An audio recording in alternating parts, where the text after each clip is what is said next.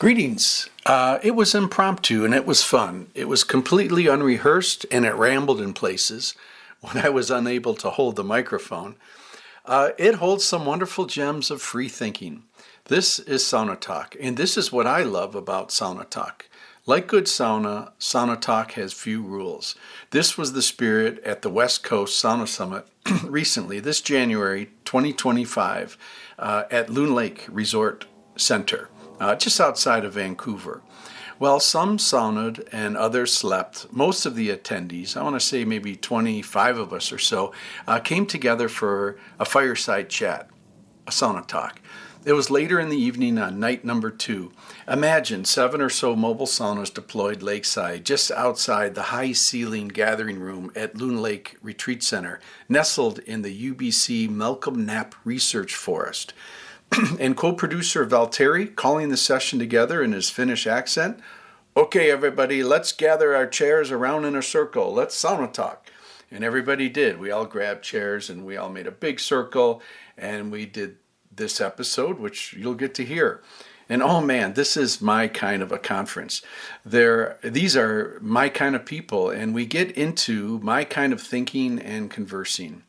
By this time in the gathering, on night 2, we had become quite comfortable with each other. A lot of the formal presentations were behind us.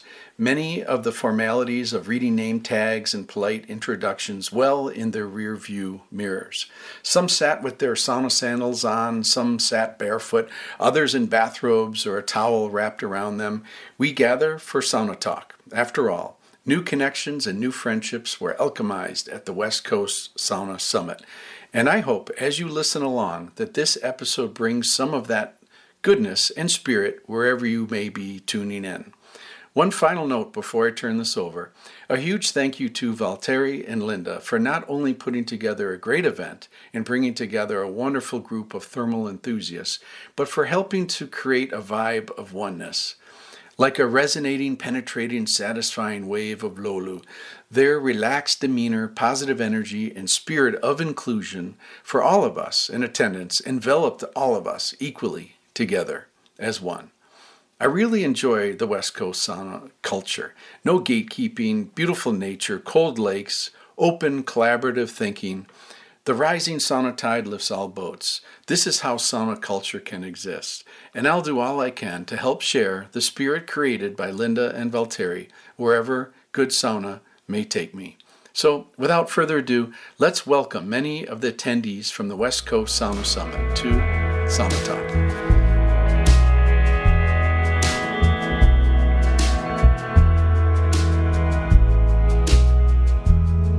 This show is brought to you by Homecraft, makers of electric sauna heaters.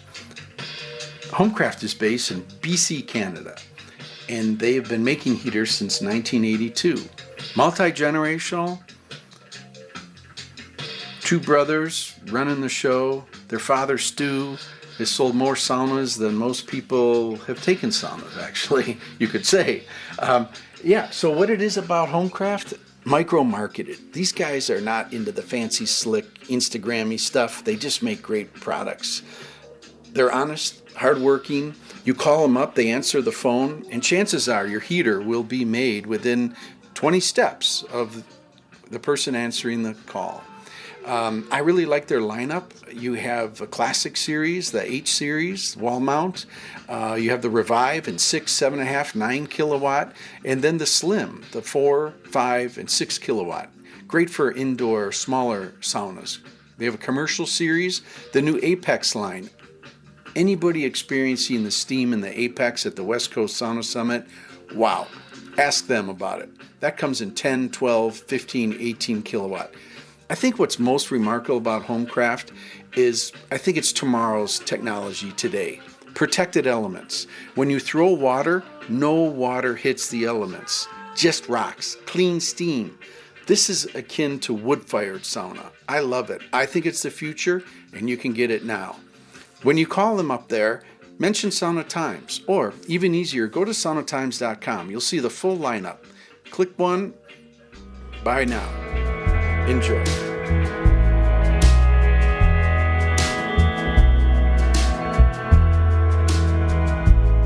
So here we are. We're at the West Coast Sauna Summit, and it's night two.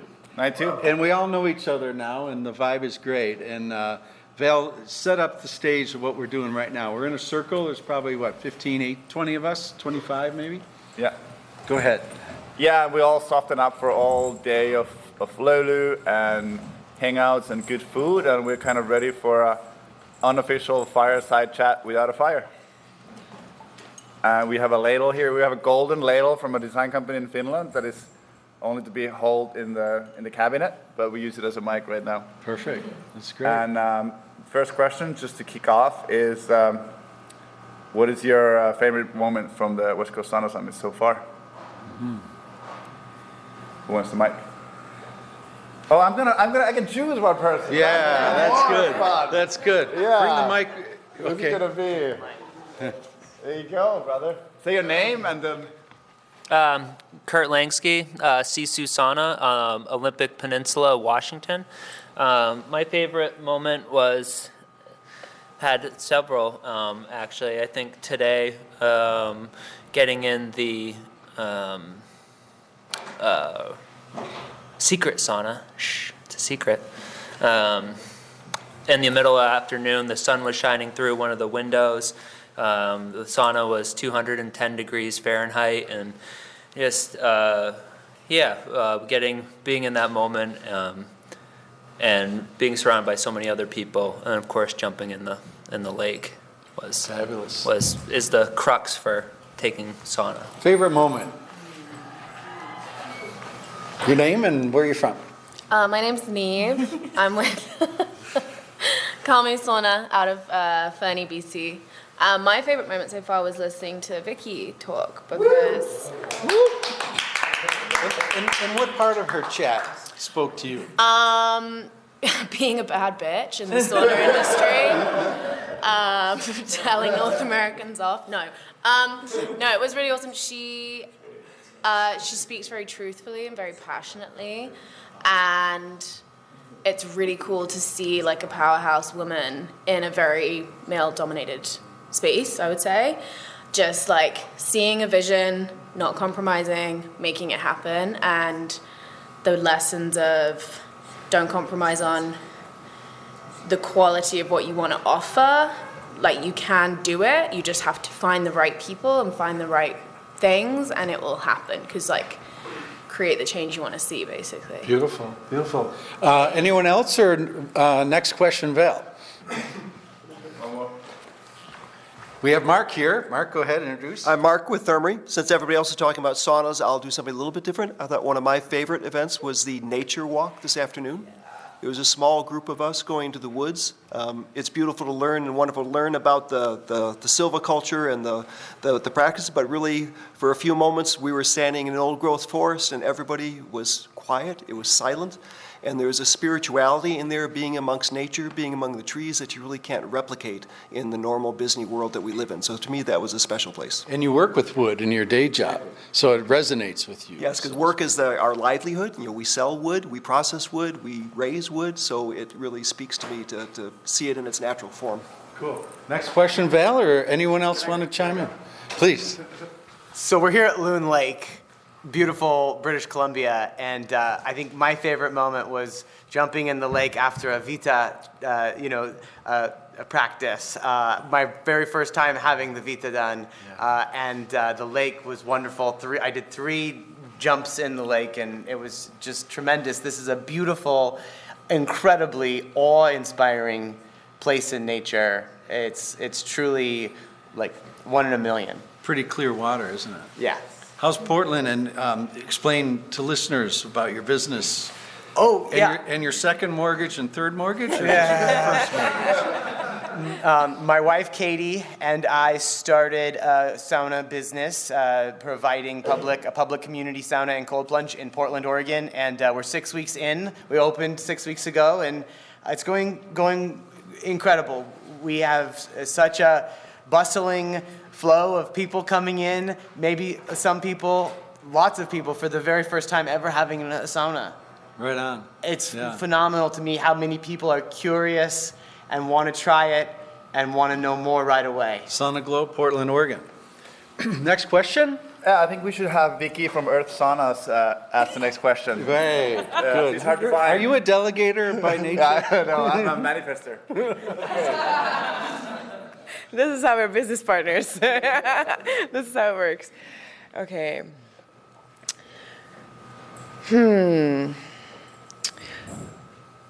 Has this...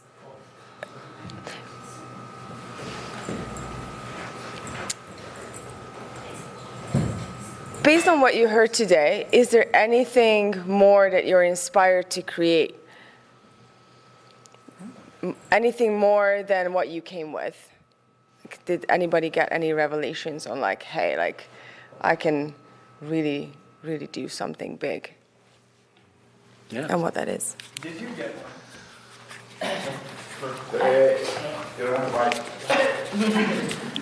Do I hold it like this? Okay. Do I hold this? Sorry, I wasn't here for the intro. I was just trying to. You can see your number and go ahead. Okay, great. Okay, my name's Mellington. I was that Asian doing the German Aufguss earlier. This was the only dry thing I had left. So. What are you wearing? I'm wearing a Triceratops kigurumi. A kigurumi, for those of you who don't know, is a Japanese invention. It's usually at cosplay places, but I'm a kigurumi snob. I only go for ones with very deep pockets. And that has a butt zipper, so that if you are in freezing temperatures, you can, but it has a tail, so you always have to watch out where the tail goes. So yes. So I'm in the process of transitioning, from a human into a triceratops. Actually, I bought this outfit for my boyfriend, but it was like one of those bowling ball gifts where you're like, I really want that. So either way, it's a win. Remember we're in a podcast, you gotta keep the audience engaged. Oh yes, exactly. So where are you from? What do you do? Let's start from there. Oh, that's hard. Okay, so I know we had this talk. Well, I'm from Seattle, Washington. So I have a location there, and I have a location in the forest and are outside of Seattle. They're short-term vacation rentals that have small spa facilities attached to them. I'm in the process of turning my location in Seattle, which is currently like a bed and breakfast, into a speakeasy spa, into something that doesn't exist currently. And I'm trying to describe it to friends, and I'm like, well, like British pubs, the origin of like why it's called a pub, because before restaurants and bars, there was a house, a public house that someone would go and you'd drink beer in their living room, and eventually they started selling beer, and it was like a gathering space. So I kind of want to build a speakeasy spa that's word of mouth, but where I don't have to kick people out. They can just go into the living room and maybe drink a beer with their friends. Is that a crazy idea? And, and then I came over, and I love that I'm just coincidentally sitting next to this one. And then I was like, oh my God, there's this guy who makes gyms, but he's got this sauna in a bar. Okay, I feel like I'm not crazy. So that's kind of what I'm currently moving towards. I mean, the things that I get paid for is I do space design, I do interior design, I do interior painting, I have built saunas or assisted in builds, and I've done rural land development. I fell trees, I can rip them freehand. I love doing freehand chainsaw ripping, I rip slabs. I do a lot of material stuff. I'm a material process junkie. But, and I do property management and hospitality. And then my side project and what I have put on my business card for this event is I'm a balneologist, which is I like to go to different countries and observe bathing culture and understand rituals and why and where they come from. And then I like to go to spa facilities and critique what they did well and what they're doing wrong, and then eventually tell other people about it, so that they can build better facilities or build the correct facilities for the correct clientele. Or if you're trying to do cold plunge, are there places to lay down? Or are there things? Anyways, I don't want to go too much into it, but that's all that I do in a nutshell. And my name's Mellington. Did I say that already? You started with it. It's a good way to end okay, it. Good. All right. What? What am I talking about? Yeah, you're the crazy gym guy. Yes. Okay, what am I talking about? So, Describe the weight a little bit. I'm going to change my question. Yeah. What is the first thing that you gotta do when you go home? What's the first thing you're going to do when you go home? Tonight or? I'll tell you, I'm going to answer that question. Hey, give that back. I'm gonna get on the editing button and shorten this. Go ahead. Quick answers. What am I doing when I get home? I am going to do something very boring, probably. I don't want to have a boring answer. When I get home, I'm going to take off all my clothes and... What are you going to do naked? What are you gonna do Cook the an first thing? What are you gonna do when you get home? Gonna look up the wood supplier for the thermal aspen that everyone's been talking about. Linda, how about you? I'm probably going to put my PJs on. And relax. No, I'm going to bed. I'm going to sleep. I'm going to sleep so hard. Well, Linda, you probably get the reward of the award of living closest to where we're standing now. So, yeah, no sympathy card for you. It's not a long commute. Who else? First thing you do when you're going to get home? All right, having a night plane, so I'm gonna get some sleep and eventually. We can't hear you. Fool around with. I'm just gonna spend some time with my kids and show them on the map where I was and tell them some stories about sauna. Should we qualify the question any further? I think we're done. Okay. What else you thinking, man?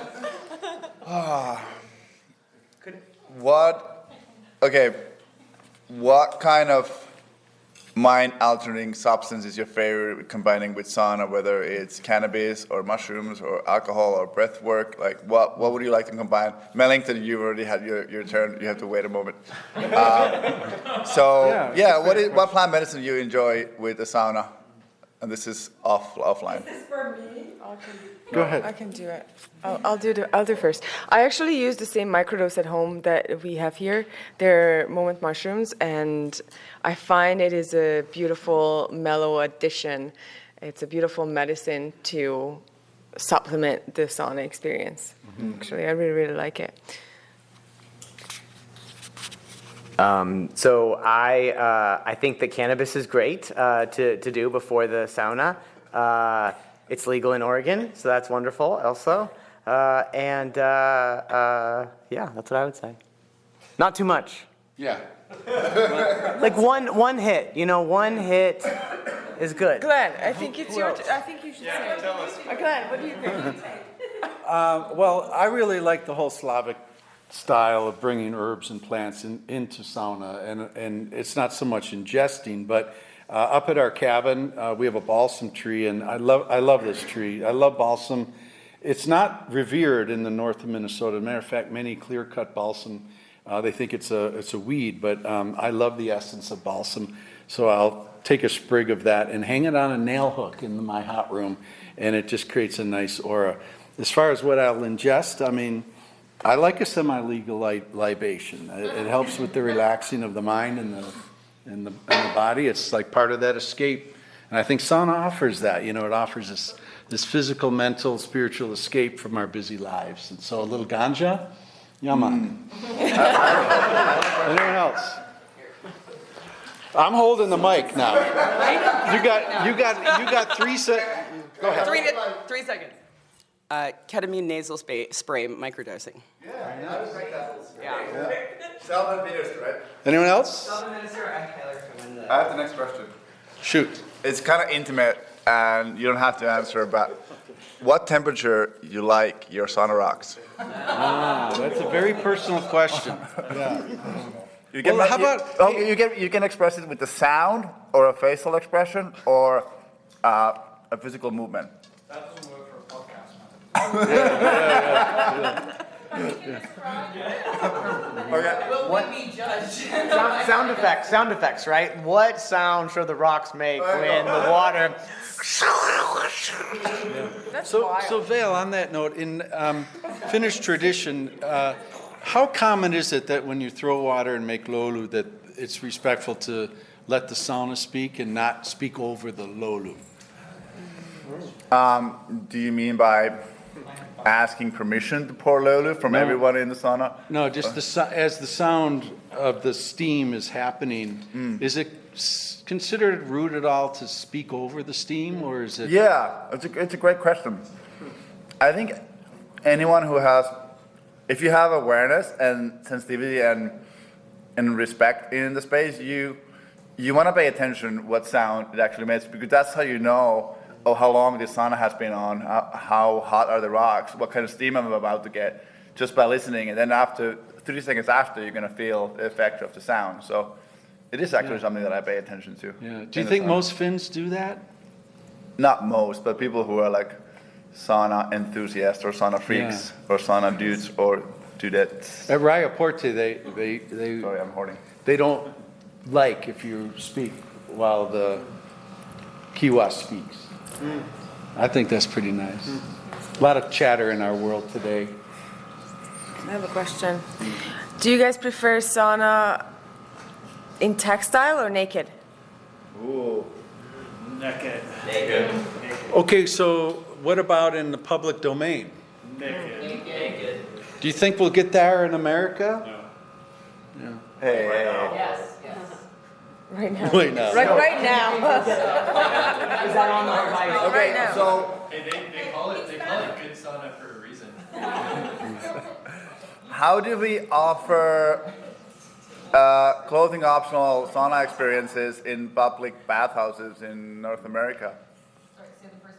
How do we offer nude clothing optional sauna experiences in public bathhouses in North America? Just do it at a specific time.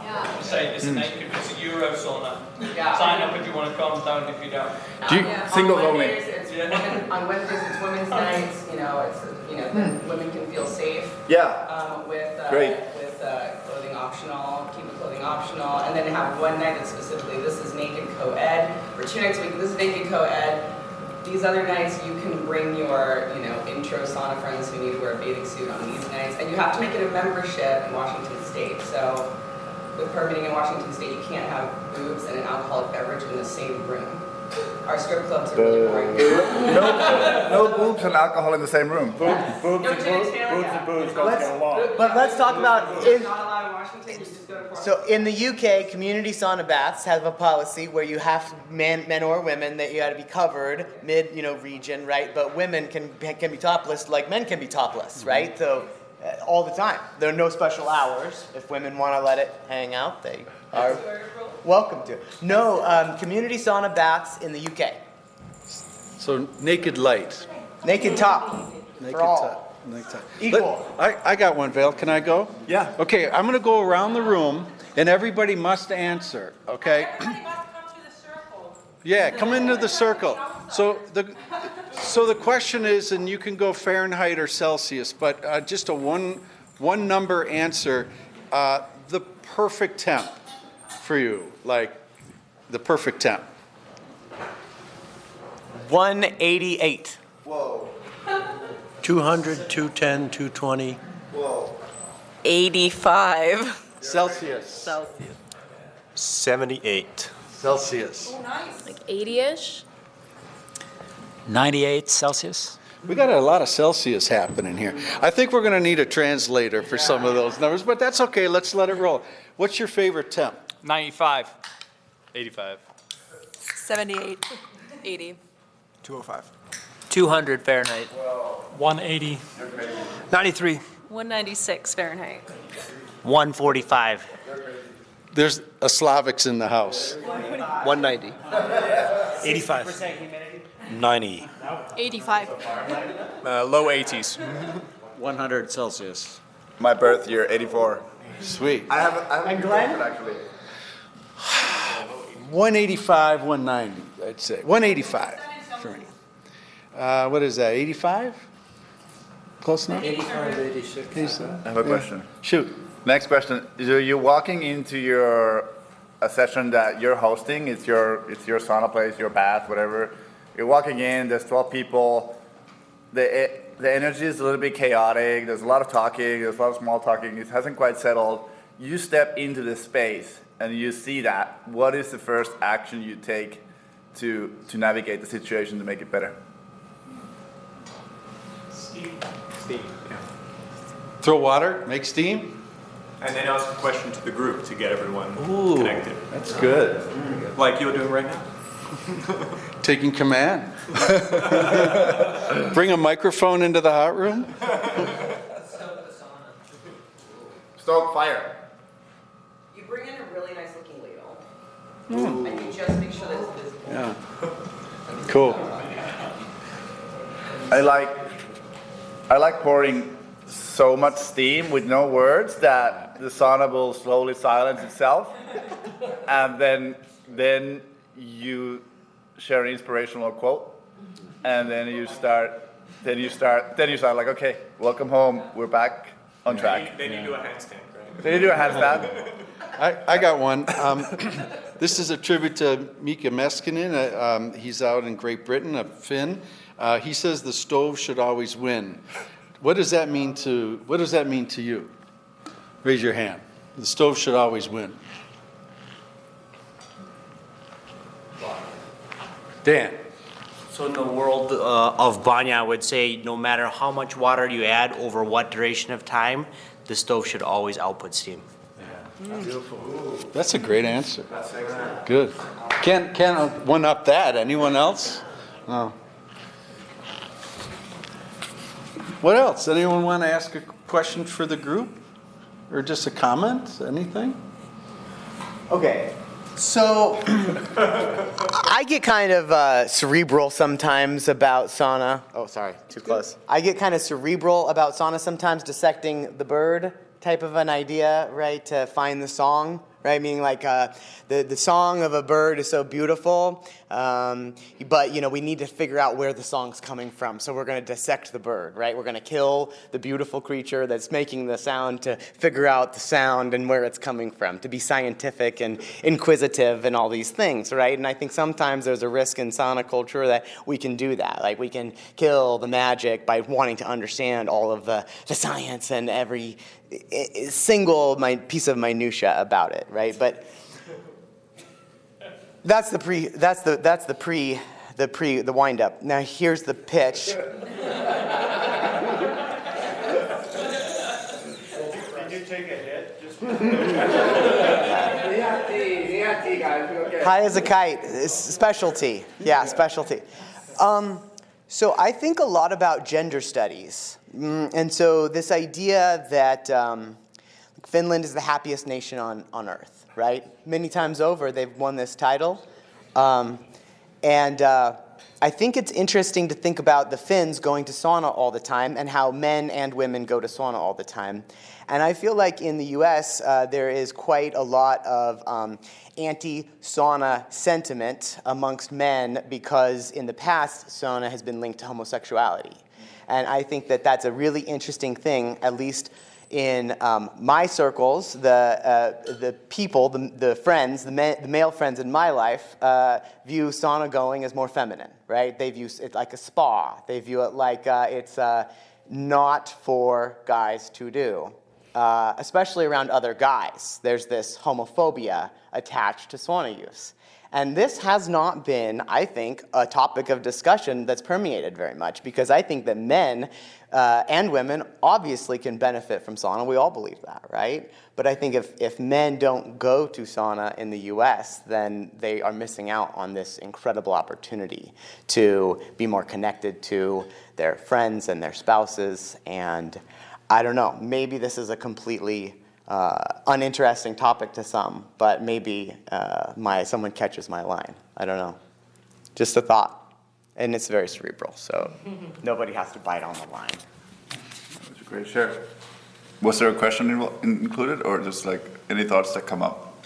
Thoughts that come up about gender and sauna, and maybe this idea of sauna being sometimes connected to homosexuality or homophobia, I guess.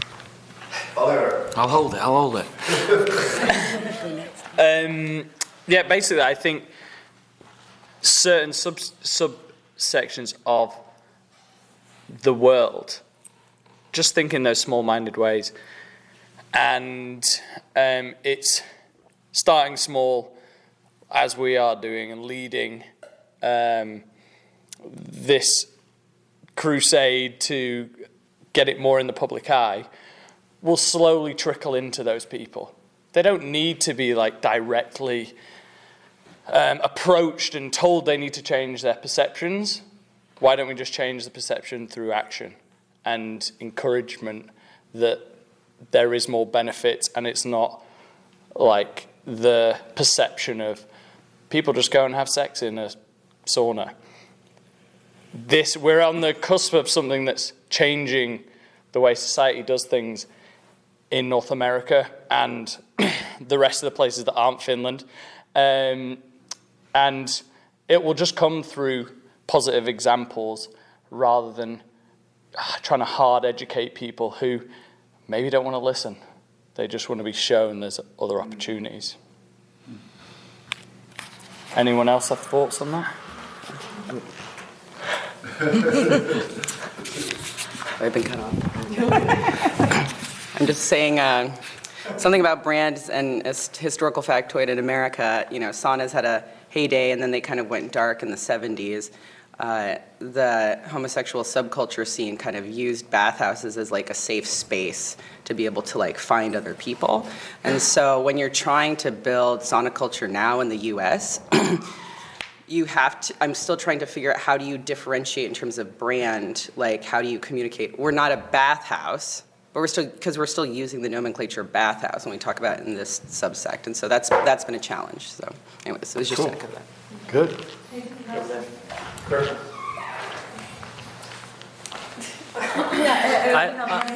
I think, sorry, I'll pass it to you next. I think, yeah, let's give it to her first. She had her hand up. Oh, okay. Well, I'll hold it. We were having a discussion just a couple hours ago, actually, because I was saying how I have a friend where we are who is a therapist, and he runs specifically male therapy groups. It's like a drop-in thing. And I was saying how not having any trouble getting women into the sauna, and I think I would like to do an event that's obviously not sauna and therapy, but it's like headed by him in a way of like giving men a space to feel connected to each other in a different environment. And I think like psychologically sauna really lends itself to that, because there's all these studies on how women interact face to face and like we're open and we talk about things, whereas men interact side by side, like watching sport or doing X, and like it lends itself to that environment. And it's not directly into this conversation around biases of bathhouses and homosexuality, but I think it lends itself to that space of like giving men a space where they can feel safe to talk and make new connections and make new friends. Would help all of that.